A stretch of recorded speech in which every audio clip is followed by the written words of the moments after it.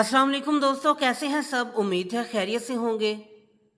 तो दोस्तों, क्या आप जानते हैं कि 2500 साल पहले एक ऐसी सल्तनत वजूद में आई जो 3 बड़े आज़मों पर फैल गई थी। एक ऐसी सल्तनत जिसके पास दुनिया की सबसे बड़ी फौज थी, सबसे मुनज़्ज़म इंतज़ामी निज़ाम और सबसे अनोखा इंसाफ का उसूल। जी हाँ, ये है पर्शियन एम्पायर यानी हख़ामुनशी सल्तनत।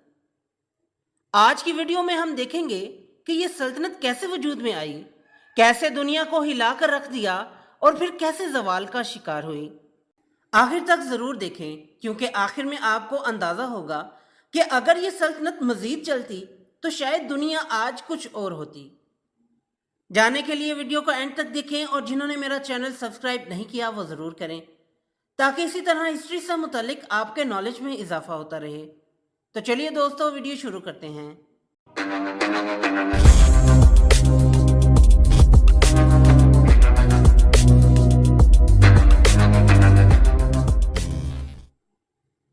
तसव्वुर करें, हम 2500 साल पहले के ईरान में हैं। एक वक्त था जब यहाँ छोटी छोटी रियासतें और कबाइल एक दूसरे से बरसरे पेकार थे। कोई मजबूत इत्तेहाद नहीं, कोई बड़ी सल्तनत नहीं, लेकिन इसी माहौल से एक शख्सियत उभरती है जिसका नाम तारीख हमेशा याद रखेगी, साइरस द ग्रेट। साइरस सिर्फ एक जंगजू नहीं था, बल्कि एक विजनरी था। उसने सोचा, अगर मैं इन बिखरी हुई रियासतों को एक झंडे तले इकट्ठा कर दूं, तो हम सिर्फ एक कौम नहीं बल्कि दुनिया की सबसे बड़ी ताकत बन सकते हैं। और यही हुआ। साइरस ने पहले अपने आसपास के ईरानी कबाइल को मुत्तहिद किया, फिर अपनी तवज्जो बड़ी ताकतों की तरफ की। इसने मीडिया को शिकस्त दी, फिर लीडिया पर कब्जा किया और आखिरकार दुनिया की सबसे पुरानी तहजीबों में से एक बाबुल पर चढ़ाई कर दी। बाबुल वो शहर जो अपने बुलंद दरवाज़ों, अजीम दीवारों और मशहूर हैंगिंग गार्डन्स यानी मुअल्लक बागात की वजह से जाना जाता था। दुनिया सोच भी नहीं सकती थी कि कोई इसे फतह कर सकता है, लेकिन साइरस ने यह कर दिखाया। अब यहाँ एक दिलचस्प मोड़ आता है। तारीख में अक्सर फातहीन जब कोई शहर फतह करते हैं तो सबसे पहले कत्ले आम करते हैं, जायदादें लूटते हैं और लोगों को गुलाम बना लेते हैं। लेकिन साइरस ने इसके बिल्कुल बिरअक्स किया। उसने बाबुल के दरवाज़ों से दाखिल होकर ऐलान किया कि मैं तुम्हारा दुश्मन नहीं, मैं तुम्हारा मुहाफिज हूँ। इसने गुलामों को आज़ाद किया, तबाहशुदा मंदिरों को दोबारा खोलने की इजाज़त दी और कहा कि हर शख्स अपने मज़हब पर अमल करने में आज़ाद है। ये सब बातें साइरस सिलेंडर पर दर्ज की गईं। ये एक मिट्टी का छोटा सा सिलेंडर है, लेकिन इस पर लिखी तहरीर इतनी ताकतवर है कि आज के मौरखीन इसे दुनिया का पहला ह्यूमन राइट्स चार्टर कहते हैं। सोचें, 2500 साल पहले एक बादशाह ने इंसानी हकूक़ का वो तस्वुर दिया जिसे यूरोप ने हज़ारों साल बाद जाकर अपनाया। इसीलिए साइरस को आज भी फादर ऑफ नेशंस कहा जाता है। लेकिन साइरस सिर्फ एक रहमदिल हुक्मरान ही नहीं था, वो एक प्रैक्टिकल जीनियस भी था। इतनी बड़ी सल्तनत को कंट्रोल करना एक बहुत बड़ा चैलेंज था। सोचें, आपके पास एक ऐसी सल्तनत है जो 3 बड़े आज़मों में फैली हुई है, मशरिक में दरियाए सिंध, मगरिब में बहिरा रूम तक और जनूब में मिस्र तक। साइरस और उसके बाद आने वाले बादशाहों ने एक हैरत अंगेज इंतज़ामी निज़ाम बनाया। सल्तनत को मुख्तलिफ सूबों में तकसीम किया गया, जिन्हें स्ट्रैपीज कहा जाता था। हर सूबे का गवर्नर सट्रैप होता था। लेकिन मज़े की बात यह है कि स्ट्रैप्स को मकामी तौर पर काफ़ी आज़ादी मिलती, ताकि लोग अपने रस्म व रवाज के मुताबिक रह सकें। अब सवाल यह है कि इतनी बड़ी सल्तनत में बादशाह को कैसे पता चलता कि दूर दराज सूबों में क्या हो रहा है। इसके लिए इन्होंने बनाया रॉयल रोड।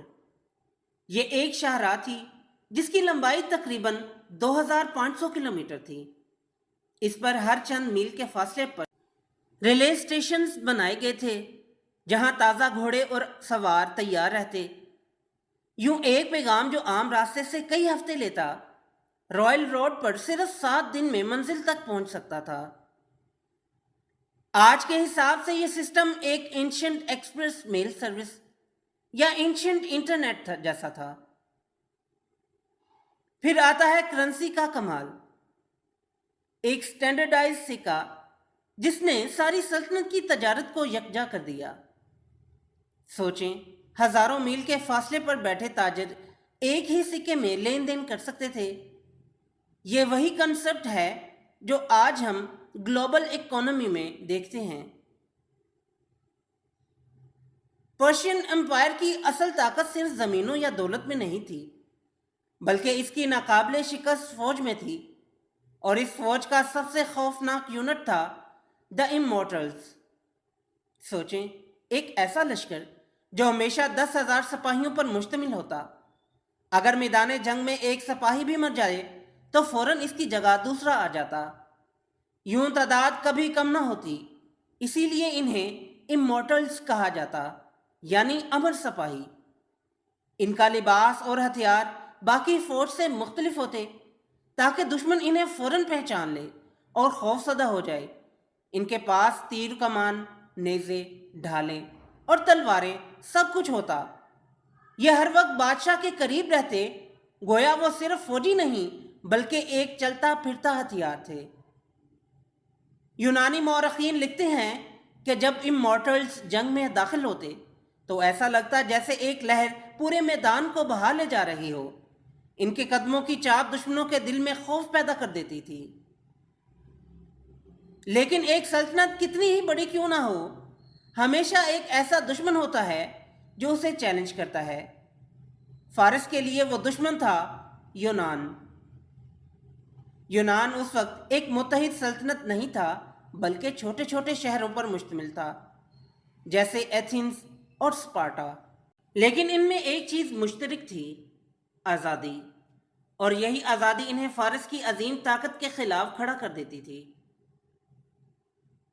ڈیریس نے یونان پر چڑھائی کی، لیکن یونانیوں نے میراتھن کے میدان میں اس ایسی مزاحمت کی کہ فارسی فوج کو پیچھے پھٹنا پڑا۔ اسی جنگ میں مشہور میراتھن رن کی کہانی بھی جڑی ہے، جہاں ایک سپاہی فتح کی خبر دینے کے لیے دوڑتا ہوا ایتھنز پہنچا اور سانس ٹوٹنے سے وہی جان دے دی۔ پھر آیا وہ لمحہ جو تاریخ میں ہمیشہ زندہ رہے گا، جب پرشین امپائر نے 1,00,000 سے زیادہ فوج کے ساتھ یونان پر حملہ کیا، لیکن راستے میں صرف 300 سپارٹنز اور ان کے چند اتحادی کھڑے ہو گئے۔ سوچیں، صرف 300 سپاہی 1,00,000 کے سامنے۔ انہوں نے 3 دن تک فارسی فوج کو روکے رکھا۔ اگرچہ آخرکار وہ مارے گئے، لیکن ان کی قربانی نے یونانیوں میں ایسا جوش بڑھا کہ بعد میں وہی جنگ جیت گئے۔ یہی وہ جنگیں ہیں جنہوں نے مشرق اور مغرب کی تاریخ بدل دی۔ اگر فارس جیت جاتا تو شاید آج کی مغربی تہذیب ویسی نہ ہوتی جیسی ہم جانتے ہیں۔ پرشین امپائر صرف جنگوں کی سلطنت نہیں تھی، یہ ایک ثقافتی اور روحانی طاقت بھی تھی۔ زرتشت کی تعلیمات نے فارس کو ایک منفرد روحانی رنگ دیا۔ یہ مذہب روشنی اور اندھیرے، اچھائی اور برائی کی ابدی جنگ کی بات کرتا تھا۔ آگ کو پاکیزگی کی علامت مانا جاتا تھا۔ یہی وجہ ہے کہ فارس کے آتش کدے مقدس ترین مقام سمجھے جاتے تھے۔ پرشینز نے عظیم الشان محلات اور شہر بسائے۔ ان کا دارالحکومت پرسیپلس صرف ایک شہر نہیں تھا بلکہ ایک شاہکار تھا۔ اونچے ستون، سنگ مرمر کی دیواریں، شیر اور بیل کے مجسمے، سب طاقت اور عظمت کی علامت۔ پرشینز نے مختلف قوموں کو اپنی سلطنت میں ضم کیا۔ یہودی، مصری، بابلی، یونانی، سب اپنے مذہب اور ثقافت کے ساتھ یہاں آباد تھے۔ یہ وہی رواداری تھی جس نے پرشین امپائر کو نہ صرف طاقتور بلکہ پائیدار بنایا۔ یعنی ایک طرف امورٹلز کی ناقابل شکست فوج، دوسری طرف یونان کے ساتھ مہلک جنگیں، اور تیسری طرف ثقافت اور مذہب کی گہری بنیادیں۔ یہی 3 ستون تھے جنہوں نے पर्शियन अंपायर को दुनिया की पहली सुपर पावर बनाया। वक्त गुजरता गया, बादशाह बदलते रहे। अंदरूनी बदनवानी, ऐशो इशरत और मुसलसल जंगों ने सल्तनत की बुनियादें हिला दी। आखिरकार मकदूनिया का एक नौजवान बादशाह अलेक्जेंडर द ग्रेट 330 कबल मसीह में इसने फारस पर हमला किया। फारस की कभी नाकाबिले शिकस्त समझी जाने वाली फौज शिकस्त खा गई और यूं पर्शियन अंपायर खत्म हो गई। लेकिन हकीकत यह है कि सल्तनतें मिटती हैं, इनका असर नहीं। पर्शियन अंपायर ने दुनिया को यह सिखाया कि मुख्तलिफ कौमों को एक निज़ाम में कैसे बांधा जाता है। मजहबी रवादारी और इंसानी हकूक़ का पहला बीज फारस ही ने बोया था। इनकी करेंसी और रोड सिस्टम ने बाद की सल्तनतों को रास्ता दिखाया और इनके मोहल्लात और मुजस्मे आज भी गवाही देते हैं कि कभी यह दुनिया की पहली सुपर पावर थी। तो दोस्तों, ये थी कहानी पर्शियन अंपायर की, एक ऐसी सल्तनत जो वक्त से सदियों आगे थी। आपके ख्याल में अगर ये सल्तनत मजीद रहती तो आज की दुनिया कैसी होती? अपनी राय कमेंट्स में ज़रूर लिखें। तो दोस्तों, ये थी आज की वीडियो पसंद आई हो तो लाइक ज़रूर करें और मेरे चैनल को सब्सक्राइब करें। फिर मिलते हैं एक नई वीडियो के साथ, तब तक के लिए इजाज़त दें। अल्लाह हाफिज़।